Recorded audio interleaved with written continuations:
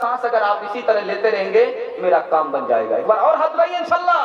انشاءاللہ مسجد سے تعلق رکھیے, خانقاہ سے تعلق رکھیے, مسجد سے تعلق رکھیے, خانقاہ سے تعلق رکھیے, مدرسے سے تعلق رکھیے, تو آپ باقی رہیں گے.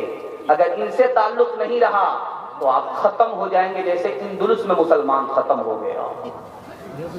نمونہ دینے کے لیے جا رہا ہوں, بہت دھیان سے سننے کی ضرورت ہے. حضرت مولانا قاسم نانوتوی رحمۃ اللہ علیہ نے فرمایا, لوگوں میں نے 1857 کے بعد یہ جو مدرسہ قائم کیا ہے, میرا مقصد کیا ہے؟ اس سے پڑھنے کے بعد مسلمان اپنے مذہب کا پکا ہو جائے, اور اس سے فارغ ہونے کے بعد مسلمان اپنی قوم کا, اپنے ملک کا اور اپنے مذہب کا وفادار ہو جائے. شیخ الاسلام مولانا حسین احمد مدنی رحمۃ اللہ علیہ نے فرمایا, لوگوں تمہیں مایوس ہونے کی ضرورت نہیں ہے, یہ ملک تمہارا کل بھی تھا, آج بھی ہے, اور قیامت تک یہ ملک تمہارا رہے گا. آدم کہاں آئے جنت سے؟ دنیا میں آئے. مسلمانوں کا عقیدہ ہے کہ آدم اور حوا کی اولاد ہیں ہم, اور جنت سے جب اللہ نے دنیا میں بھیجا تو آدم کو کہاں بھیجا؟ اسی ہندوستان میں بھیجا. تفسیر ابن کثیر نے لکھا ہے, بائبل نے لکھا ہے, سبحۃ المرجان نامی کتاب نے لکھا ہے. اور آدم جس دین کو لے کر کے آئے اس دین کا نام کیا تھا؟ دین اسلام. تو آدم جس دین کو لے کر کے آئے تھے وہ دین اسلام تھا. کل بھی یہ ملک مسلمانوں کا تھا, آج بھی ہے, اور قیامت تک یہ مسلمانوں کا ملک رہے گا. صرف مسلمانوں کا عقیدہ ہے کہ مسلمان جہاں مرتا ہے, منہا خلقناکم, اسی مٹی سے بنا تھا. صرف مسلمان کا عقیدہ ہے کہ مسلمان قیامت میں دوبارہ زندہ ہوگا حساب کتاب کے لیے, تو جہاں اس کی قبر ہے وہیں سے وہ زندہ ہوگا. یہ صرف مسلمانوں کا عقیدہ تھا. مرنے کے وقت میں بھی ہم ہندوستانی تھے, اسی ہندوستان میں تھے, اور جب ہماری موت ہوئی اور ہماری قبر ہندوستان میں بنی تو موت کے بعد بھی ہم ہندوستانی تھے. اور جب اللہ کے دربار میں قیامت کے دن اٹھیں گے اور جائیں گے تو کہاں سے جائیں گے؟ اسی ہندوستان سے جائیں گے. جب گلستان کو خوں کی ضرورت پڑی, سب سے پہلے ہی گردن ہماری کٹی, سب سے پہلے ہی گردن ہماری کٹی, سب سے پہلے ہی گردن ہماری کٹی.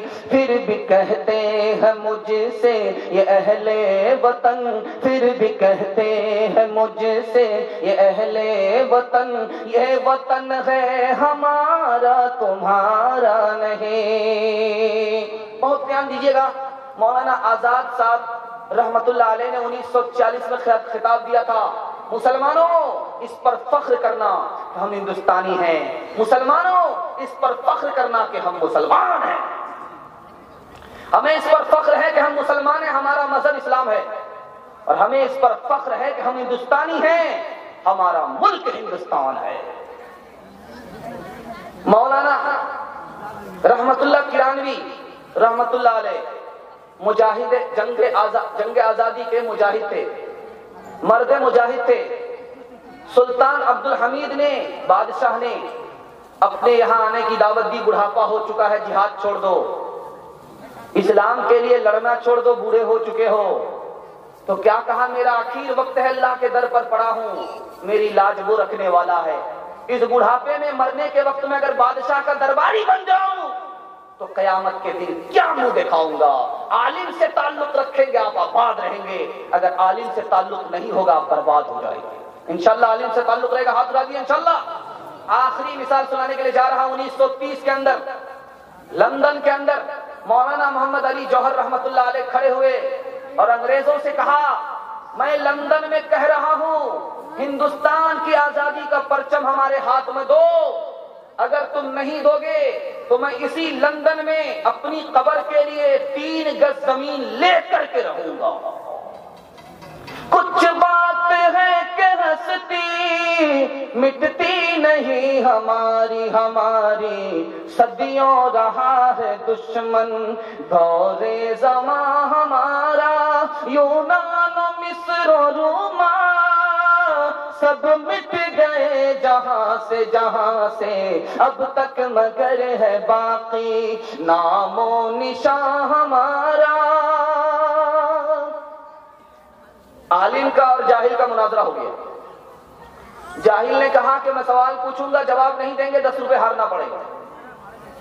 عالم نے کہا کہ میں بھی سوال کروں گا، اگر تم ہار گئے جواب نہیں دیا تو تمہیں بھی پیسہ ہارنا ہوگا۔ تو جاہل نے کہا 5 روپے ہاروں گا۔ آپ عالم ہیں، آپ 10 روپے ہاریں گے؟ میں جاہل ہوں، میں 5 روپے ہار جاؤں گا۔ جاہل کا سوال تھا وہ کون سی چڑیا ہے جس کے سر پہ پیر ہے؟ عالم کا دماغ خراب ہو گیا، سر چکرا گیا، یہ ایسا سوال کر رہا ہے کہ میرے باپ دادا نے بھی ایسی چڑیا نہیں دیکھا۔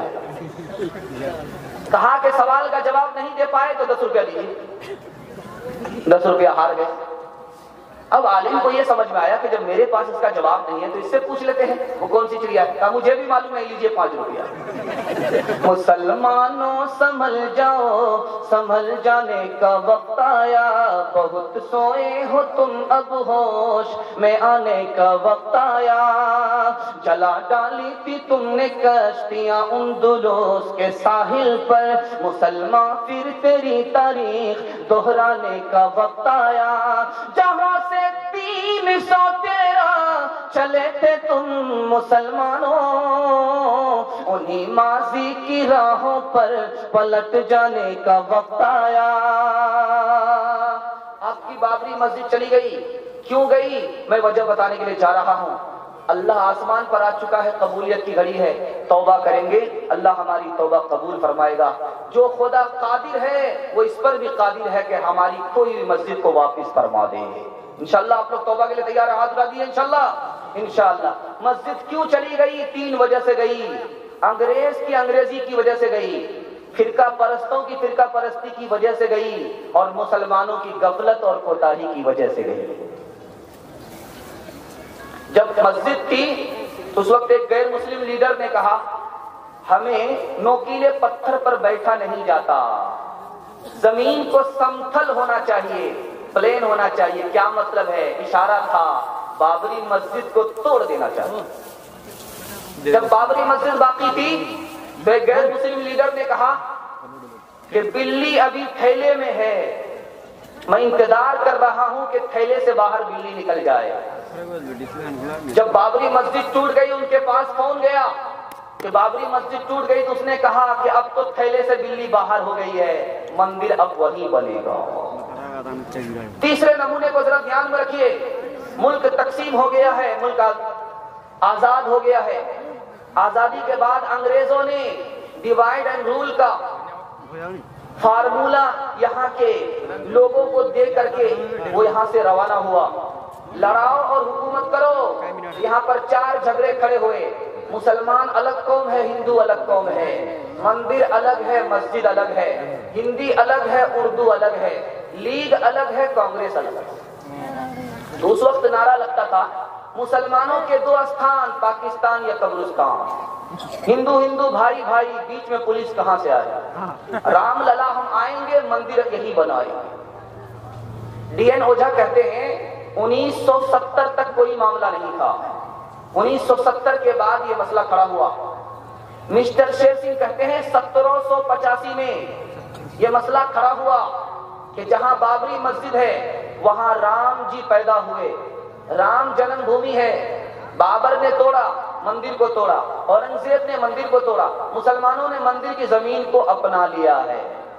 رپورٹ کہتی ہے کہ 3 لوگوں نے مسجد کو توڑا، 3 لوگوں نے، کچھ لیڈر نے مسجد کو توڑا، کچھ ہندو تنظیم نے، نام نہیں لوں گا تاکہ میری زبان ناپاک نہ ہو، کچھ ہندو تنظیم نے اس مسجد کو توڑا، پولیس والوں نے اس مسجد کو توڑا، اور مسجد ایک بار نہیں 4تھے مرتبہ میں توڑی گئی۔ پہلی مرتبہ حملہ ہوا 1949 میں، مسجد کے اندر مورتی ڈال دی گئی۔ 1986 میں دوسرا حملہ ہوا، مسجد کے تالے کھول دیے گئے۔ 1989 میں تیسرا حملہ ہوا، پوجا پاٹ کی اجازت دے دی گئی۔ 1992 میں مسجد کو توڑ کر کے ختم کر دیا گیا۔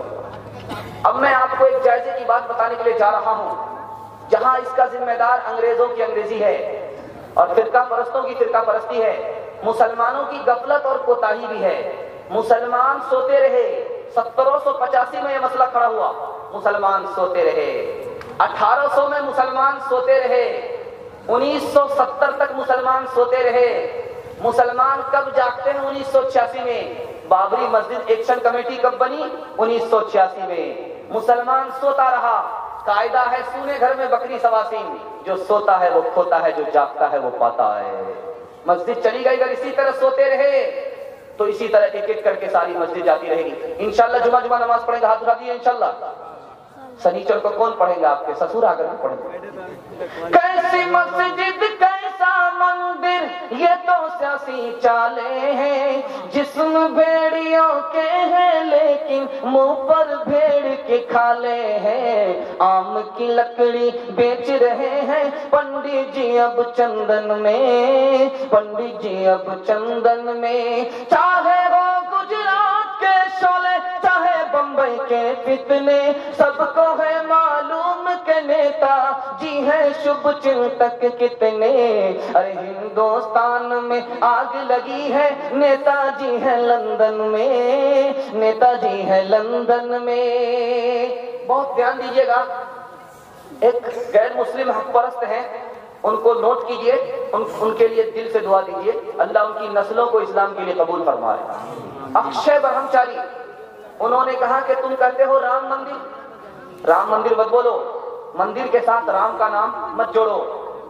رام تو وہ ہستی تھا جس نے اپنے چھوٹے بھائی کے لیے راج پاٹ بھی چھوڑ دیا اور اپنے کو بنواس لے لیا۔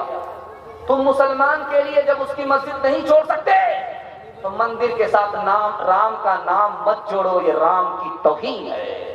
چھوڑ کے اپنے محل تو محلے، جنگل جنگل پھرنا، اوروں کے سکھ چین کی خاطر ہر سنکٹ میں گھرنا ہے۔ یہی رام کے لیک کی ریکھا، آ گیا اب وشواس، جب جب رام نے جنم لیا تب تب پایا بنواس۔ رام ہر ایک جگ میں آئے پر کون انہیں پہچانا، رام کی پوجا کی جگنے پر رام کا ارتھ نہ جانا۔ تکتے تکتے بوڑھے ہو گئے دھرتی اور آکاش، جب جب رام نے جنم لیا تب تب پایا بنواس۔ انشاءاللہ اپنی مسجد کو آباد کریں گے، ہاتھ اٹھا دیجیے انشاءاللہ۔ ڈر رہے کہ پتہ نہیں رائٹ جائے گا یا رونگ جائے گا۔ مسجد کیسے آباد ہوگی؟ سجدے سے آباد ہوگی، سجدے سے انشاءاللہ مسجد کو آباد کریں گے۔ ہاتھ اٹھائیے دوبارہ انشاءاللہ۔ کیسی ترقی کیسا میل، ہم سے سن لو اس کا کھیل۔ کیسی ترقی کیسا میل، ہم سے سن لو اس کا کھیل۔ کیسی ترقی کیسا میل، ہم سے سن لو اس کا کھیل۔ جس کی لاٹھی اس کی بھینس، فیلن فیلن فیلن فیل، فیلن فیلن فیلن فیل۔ مسجد کے حوالے سے نمونہ آ گیا کہ انشاءاللہ مسجد کو آباد کریں گے، اللہ ہمیں آباد رکھے گا۔ اگر مسجد کو ویران کریں گے، سجدہ نہیں کریں گے، اللہ ہمیں ویران کر دے گا۔ انشاءاللہ اس خلاصے کی حفاظت کریں گے انشاءاللہ۔ دوبارہ ہاتھ اٹھائیے انشاءاللہ۔ انشاءاللہ بس مجھے 3 پیغام دینا ہے، آپ کا صرف 10 منٹ خرچ کرنا ہے۔ آپ نے مجھے کامیاب کر دیا، یہ 10 منٹ میں اگر آپ نے میرا ساتھ دیا میں مکمل کامیاب ہو جاؤں گا۔ ایک بار اور ہاتھ اٹھائیے انشاءاللہ۔ آپ بھی سوچیں گے کتنا ہاتھ اٹھانے کے لیے کہہ رہا ہے، یہ ہاتھ میں درد ہو جائے گا۔ اس لیے کہہ رہا ہوں کہ آپ نے جس قدر دھیان سے سنا ہے اسی دھیان سے آپ 10 منٹ کو بھی سنیں گے۔ ماحول بنائیے جس میں اور شعراء آپ کے مہمان جس نے آپ کے ایمان میں جوش پیدا کیا، ایسے لوگوں کو دوبارہ موقع دیا جائے گا۔ 3 پیغام صرف میں آپ کو دینے کے لیے جا رہا ہوں۔ بھائی بھائی بن کر کے زندگی گزارنا ہے انشاءاللہ، سود سے حرام سے بچنا ہے انشاءاللہ، اور فلموں کے موبائل کے غلط استعمال سے بچنا ہے۔ مجھے 3 پیغام دینا ہے، 10 منٹ آپ کا لینا ہے، بس اس سے زیادہ نہیں۔ اتحاد کیا ہے، اختلاف کیا ہے، اختلاف کا نقصان کیا ہے، اس کو میں سنا رہا ہوں، بہت دھیان سے سنیے گا۔ اتحاد کا مطلب ہوتا ہے کہ مسلمان کے لیے 5 کام کرے۔ 5 کام کریں گے انشاءاللہ۔ انشاءاللہ پہلا کام، ہر مسلمان سے محبت کیجیے، ساری دنیا آپ سے محبت کرے گی، ہر مسلمان سے محبت کریں گے انشاءاللہ۔ دوسرا کام، مسلمان کی جان کی حفاظت کریں گے، مسلمان کے مال کی حفاظت کریں گے، اللہ ہمارے مال کی ہماری جان کی حفاظت فرمائے گا انشاءاللہ۔ مسلمان سے غلطی ہو جائے تو ہم انشاءاللہ معاف کریں گے، اللہ ہمیں معاف کرے گا۔ مسلمان تکلیف میں ہے، ہم مدد کریں گے، اللہ ہماری مدد کرے گا۔ ہر مسلمان کو محبت ہے رسول اللہ سے، ہر مسلمان کو رسول اللہ کی نسبت سے دیکھ، وہ شرابی ہو کے زانی، فعل مطلق ہے برا، فعل کی تحقیر کر پر ذات کو عزت سے دیکھ، ہر مسلمان کو محبت ہے رسول اللہ سے۔ اختلاف کیا ہے وہ میں بتانے کے لیے جا رہا ہوں۔ ہم دوسرے سے اپنا حق وصولتے ہیں، دوسرے کا حق نہیں دیتے ہیں، اس لیے جھگڑا ہوتا ہے۔ جیسے ہم دوسرے سے اپنا حق وصولتے ہیں، دوسرے کا حق ہم دینے والے ہو جائیں، مسلمانوں کا جھگڑا ختم ہو جائے گا۔ دوسرے نمونے کو ذرا دھیان میں رکھیے، ہم دوسرے مسلمان کو اپنے مزاج کے تابع کرنا چاہتے ہیں، اس لیے جھگڑا ہوتا ہے۔ دوسرے مسلمان کو اپنے مزاج کے تابع نہیں کرنا ہے، جھگڑا ختم ہو جائے گا۔ تیسرا جھگڑا کہاں کھڑا ہوتا ہے؟ ہم بھی غصے سے بھر جاتے ہیں، اگلا بھی غصے سے بھر جاتا ہے۔ یہ پاور ہاؤس ہے، پاور ہاؤس سے یہ لائٹ آ رہی ہے، لائٹ کی سپلائی ہو رہی ہے، اس میں دو تار ہیں، ٹھنڈا تار ہے، گرم تار ہے۔ اگر دونوں تار گرم ہو جائے تو یہ کنیکشن نہیں ملتا۔ جب ایک کو غصہ آ رہا ہے تو دوسرے کو ٹھنڈا پڑ جانا چاہیے۔